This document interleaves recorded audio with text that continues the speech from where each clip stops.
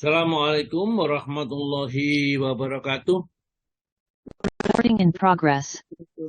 Innal hamdalillah nahmaduhu wa nasta'inuhu wa nastaghfiruh wa na'udzu billahi min shururi anfusina wa min sayyiati a'malina. May yahdihillahu fala mudhillalah wa may yudlil fala hadiyalah. Asyhadu an la ilaha illallah wahdahu la syarikalah wa asyhadu anna Muhammadan abduhu wa rasuluh. Allahumma salli wa sallim wa barik ala Muhammadin wa ala alihi wa ashabi ajma'in. Subhanaka la ilma lana illa ma 'allamtana innaka antal alimul hakim. Allahumma aftah lana hikmataka wa ansur alaina rahmataka min khuzaini rahmatika ya arhamar rahimin. Qala Allah ta'ala fi kitabil karim. A'udzu billahi minasyaitonir rajim. Ya ayyuhalladzina amanu taqullaha haqqa tuqatih wa la tamutunna illa wa antum muslimun. Ya ayyuhan nasu taqu rabbakumul ladzi khalaqakum min nafsin wahidah wa khalaqa minha zawjaha wa batha minhuma rijalan katsiran wa nisaa'a wattaqullaha alladzi tasaaluna bihi wal arham innallaha kana 'alaikum raqiba. Ya ayyuhalladzina amanu taqullaha wa qulu qawlan sadida yusrif lakum amalakum wa yaghfir lakum dzunubakum wa may yuti'illaha wa rasulahu faqad faza fawzan 'azima. Amma ba'du fa innal asdaqal hadits kitabullah wa khairal hadiyati Muhammadin sallallahu alaihi wasallam wa syarrul umuri muhdatsatuha wa kullu muhdatsatin bid'ah wa kullu bid'atin dhalalah wa kullu dhalalatin finnar. Saudaraku kaum muslimin dan muslimat, Bapak dan Ibu sekalian, jamaah online Asyifa yang dirahmati oleh Allah, alhamdulillah kita kembali mendapat rahmat yang besar dari Allah. Kita diizinkan untuk berkumpul dalam satu Zoom pengajian ya, yang setiap pagi selalu kita adakan, dan ini pun tentu karena kerja keras kita semuanya. Jadi dari jamaah, dari pengurus, juga dari para ustadz semuanya ini. Ini kalau kita kerjasama, insya Allah membentuk satu ukhuwah yang sangat indah sekali, yang seperti disampaikan oleh Bapak Soeharto Wiranu. Sehingga apa? Bisa menghasilkan kekuatan. Kekuatan apa? Pemahaman agama yang menjadi bertambah kuat, pengertian yang menjadi lebih mantap. Barangkali di antara kita ada ya yang tidak sempat belajar dulu karena sibuk sekolah, sibuk di sana, sibuk dengan pekerjaan, nggak sempat belajar agama dengan baik dan benar. Maka di sini kita mulai belajar, dan ini kita tidak mudah mendapatkan grup-grup yang seperti ini, kajiannya runtut terus menerus, yang fikihnya dikajarkan mulai tingkat yang dasar dan seterusnya. Jadi nanti mungkin karena pengikutnya di Asyifa itu keluar masuk, ya ada yang masuk ada yang keluar, akan kita mungkin bahas lagi secara agak global gitu. Fikih sunnah mulai jilid 1 lagi, yang awal-awal sampai yang terakhir ini kita habiskan dulu yang jilid 2. Sebenarnya jilid 2, jilid 3 dan jilid 4 sampai jilid 5 saja sudah cukup ya. Kemudian ditambah lagi satu jilid 14 yang terakhir itu ya tentang makanan, tentang yang lain-lain. Insya Allah kalau kita telaten gitu, kita akan dapatkan tauhidnya, dapat ya pemahaman Al-Qur'annya diperoleh, semuanya kita akan dapatkan. Bahkan hikmah-hikmah diterangkan, hadis-hadis diterangkan oleh ustaz kita ya yang lain. Jadi demikianlah, mudah-mudahan ini sebagai rahmat yang besar dari Allah. Nah, hari ini saya akan melanjutkan kepada materi yang kemarin ya. Materi yang kemarin kita akan masuk pada keutamaan lama berdiri daripada banyak sujud di dalam sholat dan seterusnya ya. Kita akan melangkah saja sesuai dengan apa yang ada, dan nanti beberapa mungkin ada lembaran yang kita lewati ya. Karena apa? Karena kita anggap itu sudah mengerti. Namun demikian kita juga tetap boleh menanyakan yang tidak jelas di dalam kitab ini, dikasih tanda ini maksudnya apa, hadis ini atau itu ya, dan seterusnya. Kita pokoknya di sini belajar ya, belajar untuk memahami agama dan kemudian siap untuk mengamalkannya. Ya, jangan sampai kita pemahamannya salah sehingga kita dibawa-bawa. Coba kalau saya melihat Al-Zaitun yang begitu besarnya, ternyata ajarannya menyimpang dan mereka jauh daripada apa yang difahami oleh ulama-ulama salaf dulu, sehingga seakan-akan ini timbul agama baru ya, yang pemahamannya mengaku Islam sama Islam, tapi penyimpangannya banyak di dalamnya. Saya saja yang tidak mengerti atau tidak paham, maka kelihatan sekali penyimpangan. Maka hati-hati kepada kita semuanya, sehingga kalau kita terlena, ya, karena mereka menggunakan logika saja, tidak menggunakan suara hati atau iman yang teguh di dalam dirinya, hanya logika. Ya, logika berpikir yang cocok dengan logikanya dipakai, nggak cocok logikanya dengan dibuang. Jadi fikih zaman dulu dibuang, itu sudah ketinggalan zaman katanya. Sekarang pakai fikihnya dia sendiri. Ya mudah-mudahan kita tidak sampai seperti itu. Kita tetap berpegang teguh dengan apa yang diajarkan oleh Nabi pada para sahabat, para tabi'in, dan pada para ulama-ulama yang mengajarkan sampai kepada kita, sehingga kita bisa mengerti dan paham agama. Kita tidak ngarang agama sendiri. Baiklah, ibu-ibu sekalian, monggo silakan dibaca dulu. Ini surat Al-Muzammil, Ibu Budi ya. Mudatsir Ustadz, surat Al-Mudatsir. Ya, surat Al-Mudatsir ya, surat Mudatsir ayatnya berapa Bu? 30? Ayat 38 sampai 47. 38 sampai 47. Ya.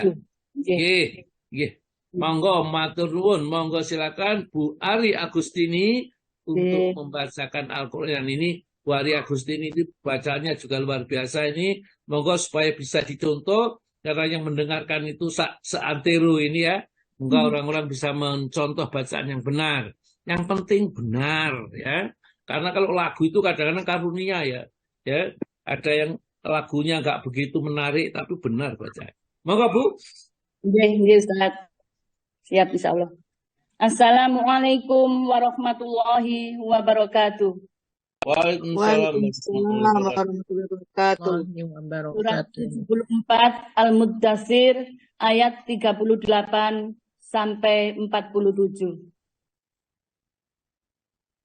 A'udzu billahi minasy syaithanir rajim. Bismillahirrahmanirrahim. Kullu nafsin bima kasabat rahina illa ashabaini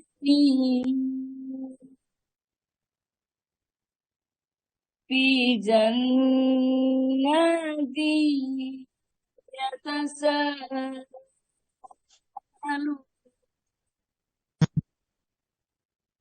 anil mujrimin. Putus-putus Bu Ari. Iya, Putus-putus ini bacaannya. Betul, putus-putus saya dengarnya. saya ulang ya. Saya Mungkin di ulang. luar. Diulang aja Mbak Ari. A'udzu billahi minasy syaithanir rajim. Sinyal berarti. Masih tetap. Sinyal. Iya. Iya, sinyalnya Sudah putus-putus. nggak apa-apa Bu Ari, terus saja, nggak apa-apa terus.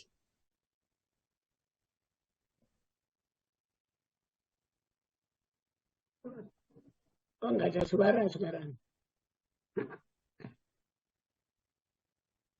Ya enggak. Insya Allah saya bismillah, mudah-mudahan ya Allah paling lancar. Nggih. A'udzu billahi من الشيطان الرجيم بسم الله الرحمن الرحيم كل نفس بما كسبت رهينة إلا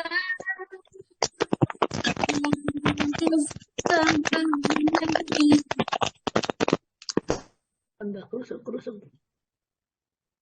في جنات يتساءلون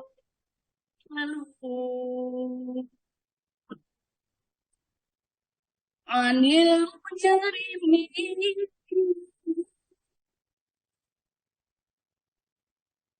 ما سلككم في سقر قالوا لم نك من المصلين ولم نكن نطعم المسكين وكنا نخوض مع الخائضين وكنا نكذب بيوم الدين حتى أتانا اليقين Iya, صدق الله العظيم. Aku berlindung kepada Allah dari godaan setan yang terkutuk. Setiap orang bertanggung jawab atas apa yang telah dilakukannya, kecuali golongan kanan. Berada di dalam surga, mereka saling menanyakan tentang keadaan orang-orang yang berdosa. Apa yang menyebabkan kamu masuk ke dalam neraka Sakor? Mereka menjawab, dahulu kami tidak termasuk orang-orang yang melaksanakan sholat. Dan kami juga tidak memberi makan orang miskin. Bahkan kami biasa berbincang untuk tujuan yang batil bersama orang-orang yang membicarakannya. Dan kami mendustakan hari pembalasan sampai datang kepada kami kematian. ya. Maha benar Allah dengan segala firman-Nya, Dialah yang Maha Agung. Ya, alhamdulillah. Assalamualaikum warahmatullahi wabarakatuh. Waalaikumsalam warahmatullahi wabarakatuh. Masya Allah, alhamdulillah. Ya, sayang sedikit suaranya. Pakal baca Al-Quran agak putus-putus ya Bu ya. Tapi tidak apa-apa. Ya mudah-mudahan pahalanya sudah bulat. Kita tidak putus-putus lagi. Pahalanya ya seperti itu. Baiklah, alhamdulillah Bapak dan Ibu sekalian yang berbahagia. Ya, ayat-ayat kelompok ayat ini menjelaskan kepada kita bahwa besok tatkala menghadap kepada Allah Subhanahu wa taala itu setiap orang itu akan menanggung bebannya sendiri-sendiri. Amalnya adalah amal yang mereka kerjakan. Tidak ada mereka mendapatkan amal kecuali amal sendiri. Dan mereka harus mempertanggungjawabkan di sisi Allah. Ya, kullu nafsin, setiap jiwa bima kasabat rohina. Ya, setiap orang itu akan bertanggung jawab terhadap apa yang telah diperbuatnya tatkala di akhirat besok. Orang yang perbuatan baik ya akan mendapat balasan kebaikan. Orang yang jahat juga sama akan mendapat balasan kejahatannya. Ya. Ila kecuali ashabil yamin, golongan kanan. Nah, apa yang dimaksud golongan kanan? Golongan kanan itu ada yang menerjemahkan. Yang pertama adalah orang-orang yang diberikan kitab amal catatannya dari sebelah kanan. Ya. Fa'amaman utia kitabahu biyaminihi. Fayaquluha umukra'u kitabiyah. Ya. Adapun orang-orang yang diberikan kitab amal catatnya ada di sebelah kanan, dia berkata, ya, bacalah kitabku ini. Ya, diberikan ini. Ini zonantu anni mulakin hisabiyah. Aku sudah yakin bahwa akan mendapat hisab seperti ini. Dalam ayat yang lain, wa amaman utiya kitabahu biyaminihi fasaufa yuhasabu hisaban yasira. Mereka akan dihisab dengan hisab yang sangat mudah sekali. Wa yanqalibu ila ahlihi masrura. Dan mereka akan kembali kepada keluarganya dengan riang gembira. Senang karena mendapat pengampunan dari Allah Ta'ala. Ila ashabil yamin. Ada yang mengatakan ashabil yamin itu para anak-anak orang-orang muslim atau anak-anak orang-orang itu yang meninggal dunia sebelum balik. Itu ashabul yamin juga. Ada yang berpendapat ashabul yamin ya malaikat lah. Ya. Karena malaikat itu mereka tidak akan diperhitungkan amalnya. Ini namanya tafsir. Jadi kalau ada tafsir yang begini dan begitu, monggo saja asalkan tidak berbenturan. Ya, kalau berbenturan, Allah menghalalkan tiba-tiba orang itu mengharamkan atau sebaliknya, nah itu berarti menyimpang. Jadi mengartikan Al-Quran, jangan sampai ayat-ayat Al-Quran yang kita artikan itu menjadi berbenturan satu ayat atau dengan hadis-hadis yang sahih. Ya, karena apa? Tidak mungkin hadis sahih itu berbenturan dengan ayat Al-Quran. Ila ashabil yamin, kecuali kelompok orang-orang yang tatkala diberi kitab amal catatannya menerima dari sebelah kanan. Mereka fi jannatin na'i fi jannatasalun, di dalam surga saling bercerita, ngomong-ngomong satu sama lain. Ya. Apa yang diceritakan? Ya tentunya kenikmatan surga yang dialami. Dan dia mencoba mencari teman-teman dulu. Tatkala di dunia itu diajak taat tidak mau. Dia justru menjadi orang durhaka kepada Allah. Anil mujrimin, terhadap orang-orang yang berdosa.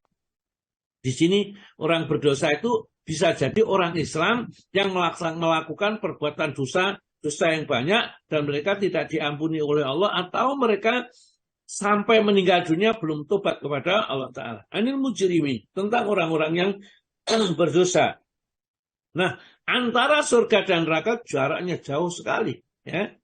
Namun demikian, mereka penghuni surga bisa melihat penghuni neraka.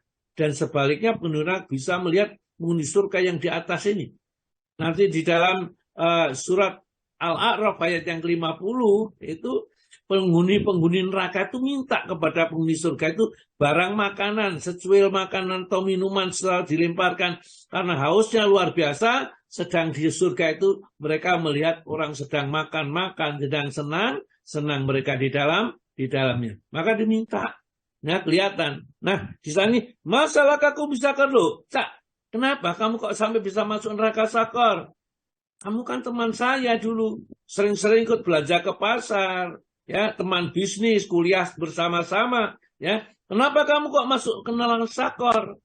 Saat itu manusia tidak bisa berdusta, ya, tentang apa yang dilakukan. Dia menjawab dengan jujur, qalu, ya. Qalu itu orang banyak yang mereka berkata, lam naku minal musallin, aku dulu enggak sholat. Maka dari itu kita membahas sholat ini agak lebih banyak, karena sholat itu merupakan kunci utama untuk selamat atau tidak selamatnya seorang hamba nanti di saat keputusan terakhir di sisi Allah Subhanahu wa Ta'ala.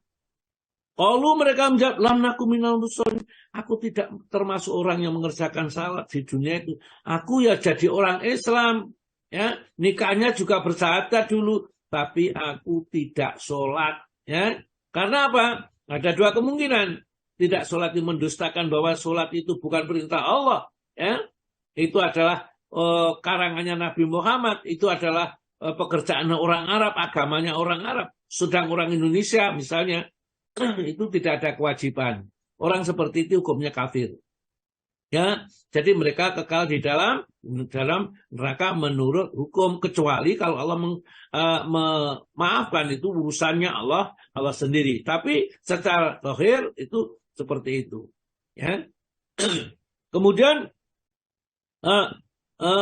masalah kakum fisakor qalu lam nakum minas musallin Mereka menjawab, aku tidak termasuk orang yang sholat. Jadi mereka juga. Yang kedua, kalau sholatnya dulu itu males saja, maka termasuk orang yang fasik dia. Dan fasik juga di neraka sama. Hanya saja orang fasik itu akan bisa keluar nanti dari neraka. Itu entah kapan, terserah kepada Allah. Karena dia sudah mengucapkan kalimat la ilaha illallah yang menyebabkan dia tidak kekal di dalam neraka.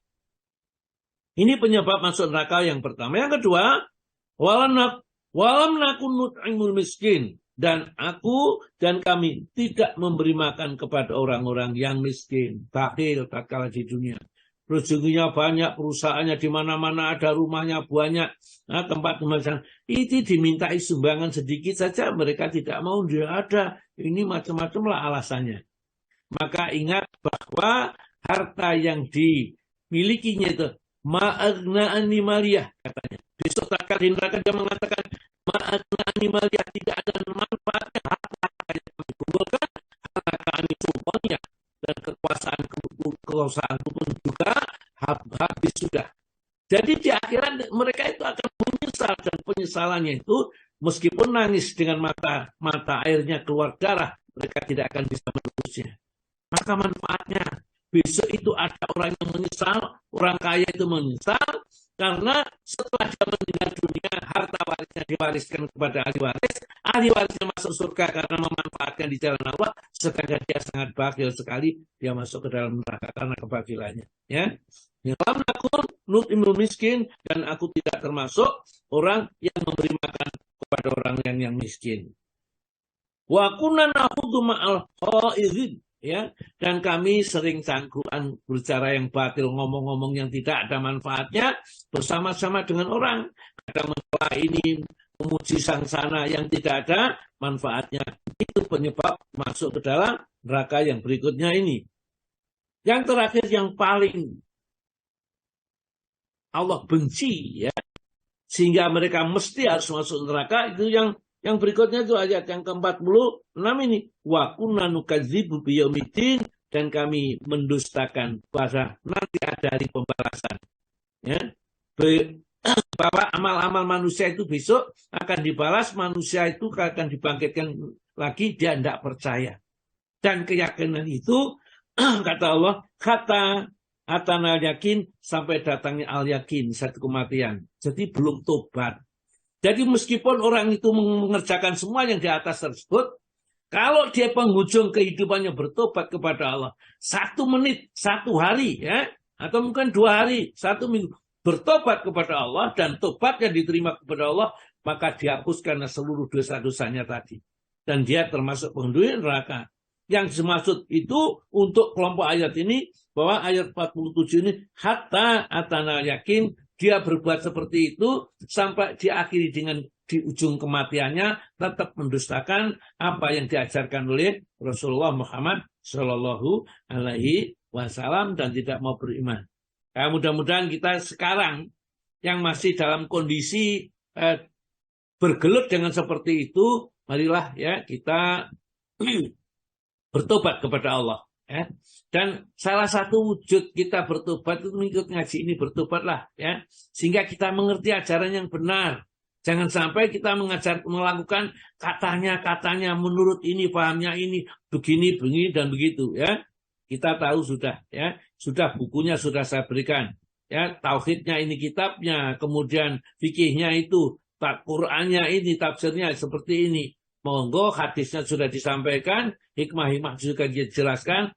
Tergantung kita sekarang bagaimana kita menerima ini. Apakah kita terima dengan tangan terbuka atau kita terima ya dengan ya setengah hati.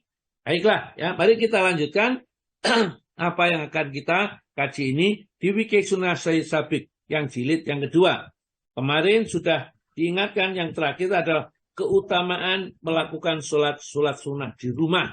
Ya.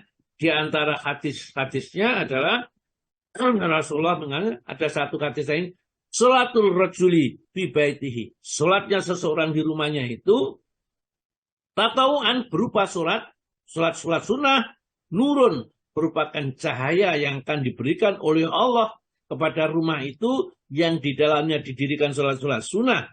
Faman sya'a, maka barang siapa yang menginginkan rumahnya terang benderang dengan cahaya petunjuk, ya, cahaya kebaikan, ya, nurun, ya.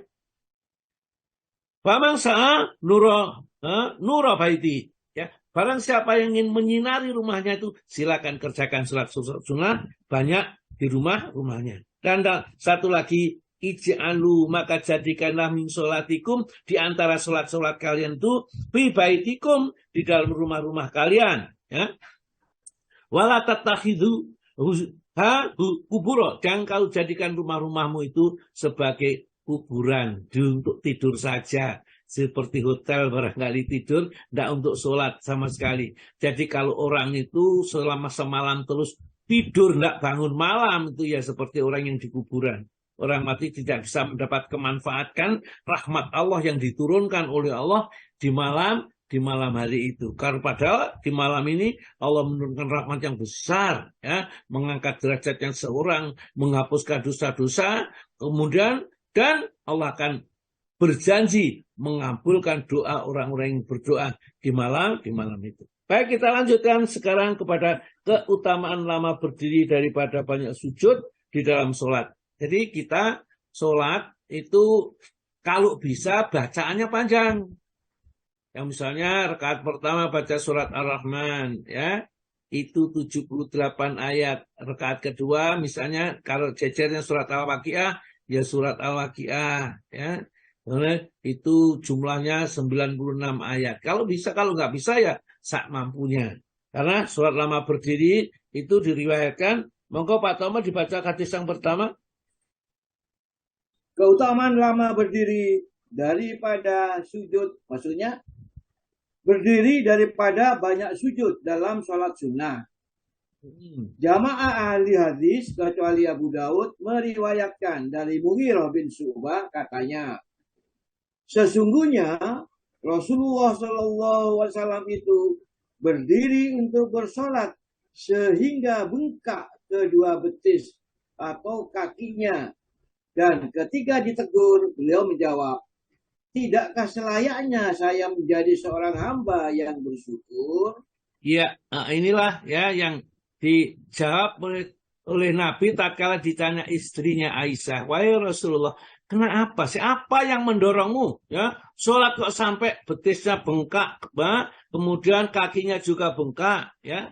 Maka dia pun menjawab, afala, ya, aku na abdang syakura. Apakah aku tidak layak, wahai Aisyah?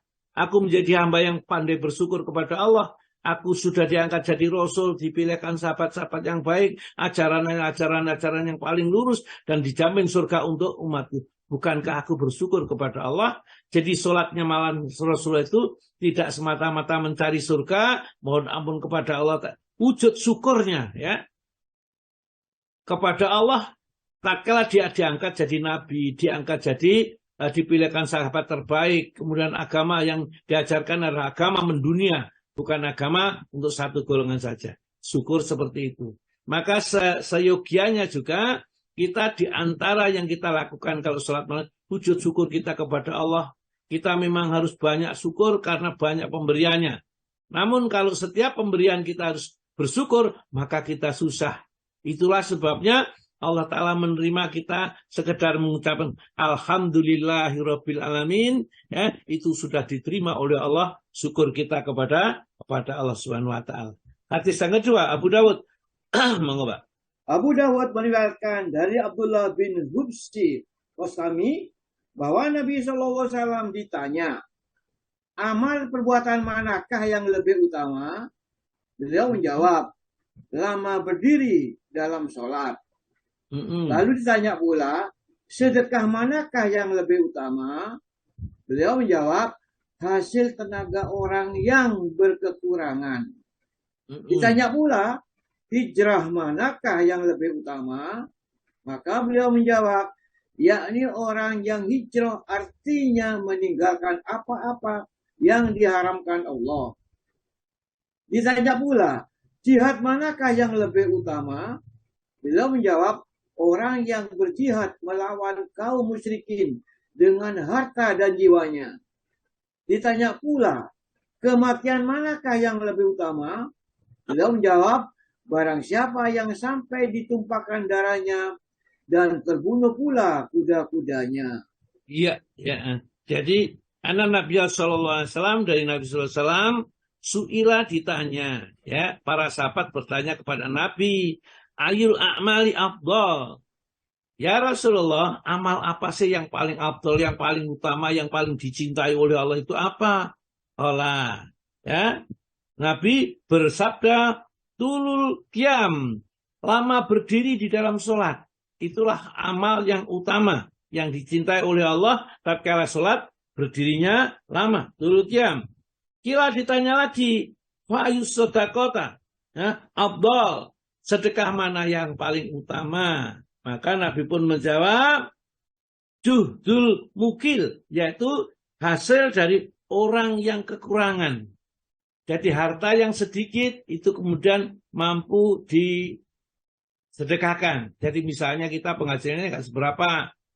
Kita ikut kurban itu sudah mulai sekarang nabung, membuka kaleng kecil gitu, dapat 1.000 masukkan, 2.000 dimasukkan, ya 1.500 kadang-kadang dimasukkan. Nanti setahun insya Allah kita tidak kesulitan bergabung untuk ikut kurban hari raya itu, kurban ini. Itulah, ya, sedekah yang paling dicintai oleh Allah dari hasil yang sedikit yang dicari dengan susah payah. Ya. Kila ditanya lagi, fa'ayul hijratu, ya, hijrati afdal, hijrah manakah yang paling baik? Ya, man hazara ma haramallahu alaihi, orang yang hijrah dari apa-apa yang diharamkan oleh Allah. Dan misalnya asalnya membuka aurat, hijrah kemudian menutup aurat. Asalnya tidak sholat, hijrah menjadi orang sholat. Asalnya sholat seenaknya sendiri, kemudian sholat mengikuti tuntunan yang benar. Itu hijrah yang paling baik. Ya. Kila ditanyakan lagi, fa'ayul jihadi, afdal, jihad manakah yang paling utama ya Rasulullah? Man jadal musyrikina, barang siapa berjihad melawan orang-orang musyrik, bimali, dengan hartanya, wa nafsi, dan dirinya. Jadi kalau kita menghadapi orang-orang yang musyrik, orang itu tidak hanya hartanya saja, tapi juga diri kita tidak senang kepada orang yang menghina dan meremehkan agama ini. Dan seterusnya adalah kemudian ditanya, manakah, ya, kematian yang lebih utama? Kematian dalam perang di jalan Allah, ya, dirinya meninggal dunia, kudanya pun atau kendaraan pun juga habis semuanya. Maka itulah kematian yang paling mulia. Jadi beberapa kebaikan-kebaikan yang diterangkan di dalam hadis ini, maka yang diambil adalah yang pertama saja, untuk dipahami bahwa sholat itu yang paling baik adalah lama berdiri. Jadi kalau bisa umpama kita sholat malam lah, ya paling tidak minimal ya kita sholat itu ya 1 jam atau 3/4 jam sholat malam itu sudah cukup. Jangan sampai sholat 10 menit sholat malam kok 10 menit, ya. Itu berarti kita belum lama berdiri. Kalau kita 3/4 jam atau 1 jam, apalagi bisa 1,5 jam, maka akan terasa nikmat, ya. Berdiri itu akan terasa nikmat. Coba aja rasakan. Ya, pertama kali memang terasa berat, tapi lama-lama akan mudah dilaksanakan. Nah, bagaimana caranya? Wong saya itu tidak hafal ayat-ayat yang panjang. Ya, yang hafal saja. Ya, hafal saja, kita baca, kemudian misalnya kita baca alhaakumut takasur, ya. Seperti itu, kemudian wal asri, kemudian walil kulli humazatil lumazah, alam tarot. Boleh beberapa surat kita gabung, kita baca perlahan-lahan. Dan kita juga boleh mengulangi satu surat, diulangi berkali-kali juga, tidak ada masalah, ya, untuk sholat yang kita kerjakan ini. Baik, kita lanjut. Boleh sholat sunnah dengan duduk, monggo Pak. Boleh sholat sunnah dengan duduk. Ya. Sholat sunnah itu boleh dilakukan sementara duduk sekalipun kuat berdiri. Bahkan boleh pula dilakukan dengan cara sebagian dengan duduk dan sebagian lagi dengan berdiri. Baik berdiri itu dahulu ataupun belakangan. Semua cara di atas itu boleh tanpa makruh sama sekali. Perihal duduknya itu boleh dilakukan dengan cara bagaimanapun Hanya saja yang lebih utama ialah duduk dengan tarobu, maksudnya bersila pada tapak kaki. Nah, ini kalau sholat sunnah boleh dengan duduk. Nah, duduknya boleh di kursi, boleh duduk di lantai misalnya. Ya, boleh duduk dengan tawaruk mulainya, boleh dengan apa saja model duduk. Namun di sini dianjurkan duduknya bersila, ya, silo gitu. Ya, kita takbir, kemudian baca suratul Fatihah dan seterusnya, sujudnya di tempat sujud kembali kepada kita silo. Atau mampunya kita duduk dengan tawaruk atau iftirasi, kita ya kembali duduk itu. Boleh duduk dengan bagaimanapun cara duduk. Nah, karena apa? Orang itu kadang-kadang sakitnya, ada yang kakinya tidak bisa ditekuk, ada yang mungkin kalau digerakkan begini sakit. Kerjakan yang mudah. Ya. Kita boleh sholat sambil duduk meskipun kita mampu berdiri. Nah, ini ada hadis yang diriwayatkan Imam Muslim tentang sholat Nabi. Monggo Pak dibaca. Imam Muslim meriwayatkan dari Alqamah, katanya, saya bertanya pada Aisyah, bagaimanakah yang dilakukan Rasulullah SAW jika bersolat 2 rakaat sementara duduk? Ia menjawab, Nabi SAW dalam rakaat, maksudnya dalam kedua rakaat itu membaca sambil duduk. Kemudian jika akan rukuk, beliau berdiri dan terus rukuk. Ya. Jadi ini salah satu cara, tidak harus begini. Boleh kita dengan cara yang lain. Jadi Rasulullah itu di saat sudah sepuh, sudah tua, kalau baca ayat panjang itu tidak kuat berdiri, maka dia bacanya sambil duduk, kemudian kalau tinggal 20 atau 30 ayat, berdiri diselesaikan, jadi rukuk, kemudian sholat seperti biasa. Jadi tatkala membaca Al-Quran itu duduk, kemudian kalau mau rukuk, dia berdiri dulu, kemudian membaca bacaan rukuk dan seterusnya. Jadi, sholat duduk dan berdiri. Atau juga berdiri, kemudian kita setelah berdiri membaca suratul Fatihah, nah surat, kemudian sujud, kemudian duduk. Dilanjutkan dengan duduk untuk sholat, ya, sholat sunnah, bukan sholat fardu. Kalau sholat fardu dianjurkan untuk berdiri. Jangan sampai kita sholat sambil duduk. Terus Imam Ahmad dan Ashabus Sunan meriwayatkan pula dari Aisyah, katanya, saya tidak pernah melihat Rasulullah SAW membaca sambil duduk di waktu sholat malam, kecuali ketika beliau telah memasuki usia lanjut atau tua. Di saat itulah beliau membaca sambil duduk. Kemudian, apabila telah tinggal 40 atau 30 ayat, lalu berdiri meneruskan bacaannya dan terus rukuk serta sujud. Nah, ya, gini kalau kita biasanya kalau Rasulullah umurnya cuma 63 tahun, ya, itu kalau menurut miladiah, menurut Komariah, tapi kalau miladiah mungkin kurang dari 63 ya, 62 atau 61 berapa, ya. Ini umurnya Nabi itu tidak sampai 63 tahun kalau umur Samsiah, kalau Komariah 63 tahun berapa ini? Karena berada di Mekah itu selama 13 tahun, di Madinah 10 tahun. Sementara dia diangkat ya menjadi Nabi pada saat umur 40 tahun. Jadi 40 tahun tambah 23 tahun, 63 tahun Rasulullah SAW meninggal. Dan di akhir menjelang wafatnya ada contoh yang bisa kita ikuti. Sholat sunnah boleh kita kerjakan sambil duduk ya, meskipun kita bisa berdiri ya. Kalau berdiri itu agak terasa berat ya. Maka kemudian pembagian sholat sunat, moga Pak. Pembagian sholat sunnah. Sholat sunnah itu terbagi atas 2 macam, yaitu mutlak dan muqayyad. Untuk sunnah mutlak, cukuplah seorang berniat saja, maksudnya berniat sholat saja.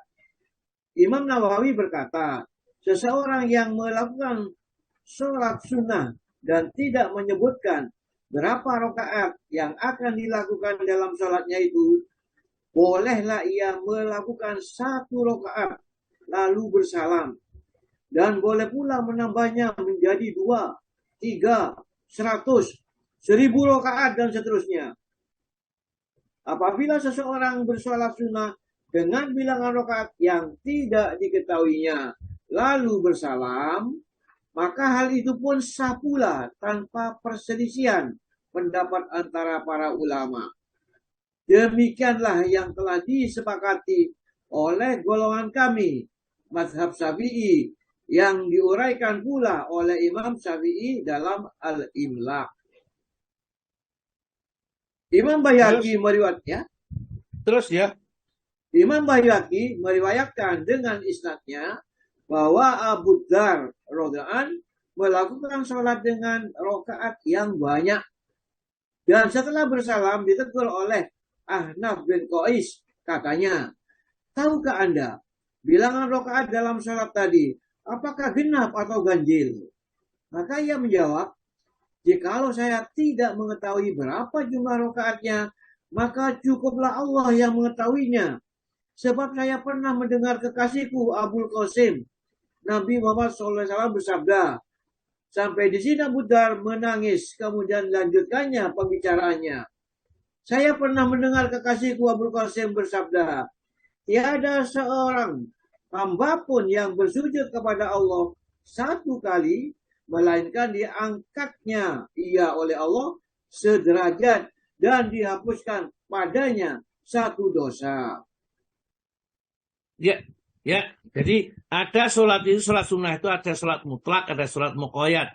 Sholat mutlak itu boleh dikerjakan berapa rakaat saja, ya. Apakah 1 kali salam, 2 kali salam, 3 kali salam, boleh, ya. Pakai tahiyat, ya, 1 kali tahiyat, kemudian salam, ya. Kemudian 2 tahiyat, jadi tidak dia masalah, sholat mutlak boleh.